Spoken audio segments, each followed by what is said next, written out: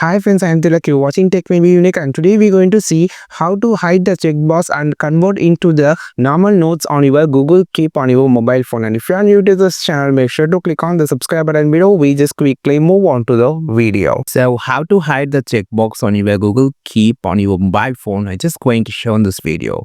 For that, first of all, open any notes. So here you can find I have a lot of checkbox. I just need to convert this checkbox notes to a normal notes. So for doing that, you have to open the note first.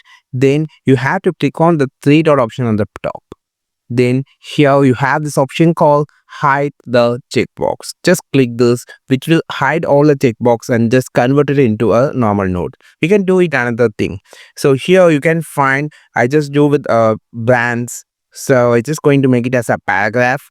So you just click on the three dot, click on the hide checkbox. Then you just can make to make a delete option and make a space, and delete option and make a space. So this is how you just create, or how you can just remove the checkbox or hide the checkbox on your Google Keep on your mobile. I think this video helped you a lot. Like this video, share this video, subscribe this channel. We will meet our next video with the super valuable content. This is Tilak signing off from Tech May Be Unique. Have a wonderful day.